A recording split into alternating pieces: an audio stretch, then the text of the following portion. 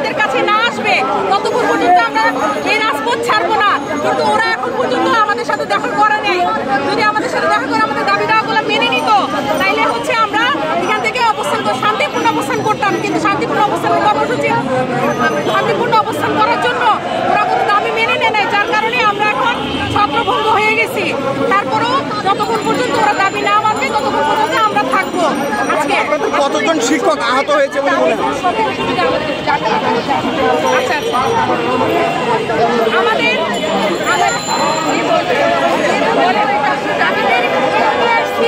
এখানে কথা বলেন, কথা শেষ করেন। আমরা 100 মার্কের প্রিলি দিছি, তখন আমরা যোগ্য ছিলাম। আমরা 100 মার্কের রিটার্ন দিছি, তখন আমরা যোগ্য ছিলাম। কিন্তু যে ভাইবার 20 মার্ক আমার একাডেমিক সার্টিফিকেটের উপরে আমি 12 মার্ক পাই, সেখানে 8 মার্কের জন্য আমাকে 2 মিনিটের ভাইবার 2 বছরের পরিশ্রমে যে ভাইবার নাম্বার আমার মেরিট লিস্টে যোগই হয় না, সেই নাম্বারের জন্য আমাদেরকে ফেল করে দিয়েছে। বিগত বছরে কখনো এরকম কোনো রেকর্ড হয়নি যে আপনি 5%-এর উপরে ফেল হয়, কিন্তু এইবার আপনি হচ্ছে 24% ফেল করাইছে। অনেকে 40 মায়াও পাস করছে, আমরা কি 40 মায়া রিটার্নে পাস করিনি? আমরা কি 40-এর নিচে ছিলাম যে আমাদেরকে ফেল দেখাইছে? ওনারা ইচ্ছাকৃতভাবে এটা দুর্নীতি করছে, আমাদের সাথে বৈষম্য করছে, আমাদেরকে সম্পূর্ণভাবে বঞ্চিত করছে। আমাদের 2.5 বছরের পরিশ্রম ওনারা 2 মিনিটে আমাদের সাথে মিশা দিচ্ছে। দেখেন আমাদেরকে আজকে টিআরসি আচ্ছা শুরু থেকেই আমরা 15 তারিখ থেকে শান্তিপূর্ণ অবস্থান কর্মসূচি চালাচ্ছিলাম এনটিএসসি এর সামনে। এনটিএসসি যেহেতু আমাদের সাথে বৈষম্যমূলক আচরণ করেছে, তারা ভাইভাতে বৈষম্যমূলকভাবে আমাদেরকে ফেল করিয়ে দিয়েছে।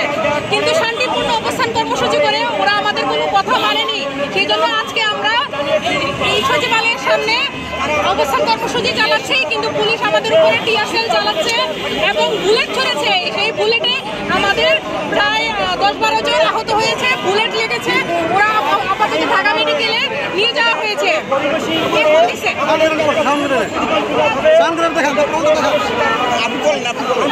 আমরা হচ্ছে সচিবালয়ের সামনে যতক্ষণ পর্যন্ত আমাদের দাবি দেওয়া মেনে না নেওয়া হচ্ছে, আমরা ভাইভাতে 40% মার্ক পাওয়ার পরেও আমাদেরকে বৈষম্যমূলকভাবে ফেল করে দেওয়া হয়েছে। যতক্ষণ পর্যন্ত আমাদের রেজাল্ট পাবলিশ না করবে আমাদের 23,000 শিক্ষার্থী বঞ্চিত করেছে। এনটিএসসি চেয়ারম্যানকে এই জবাবদিহি করতে হবে যে আমাদেরকে কি কারণে উনি বৈষম্যমূলকভাবে অন্যায়ভাবে উনি আমাদেরকে ফেল করে দিয়েছে। এটা ওনাকে আজকের মধ্যে জবাবদিহি করতে হবে। এবং আমাদের একটাই দাবি যে আমরা সনদ চাই। এনটিএসসি কখনো আমাদের চাকরি দেয় না, সেই উপলক্ষে ভাইবার মার্কের উপরে নির্ভর করে চাকরি হয় না। আমরা আমাদের সনদ চাই, আমাদেরকে সনদ দিবে, আমরা সনদ নিয়ে সেই সনদের দাবি নিয়ে আমরা ফেরত যাব। তাছাড়া এই রাজপথ আমরা ছাড়বো না যতক্ষণ পর্যন্ত ওরা আমাদেরকে সনদ না দিবে। যেহেতু আমরা আপনাদের তো সমাবেশ ছিল, সমাবেশে কিভাবে আসলে আক্রমণটা কিভাবে শুরু হয়েছিল সেটা যদি একটু বলেন। আমরা আজকে সচিবালয়ের সামনে 8টা থেকে অবস্থান কর্মসূচি চালাচ্ছি, কিন্তু আমাদের কোনো দাবি দাওয়া ওরা মানতেছে না। পরে ডিসি মহোদয় এসেছে।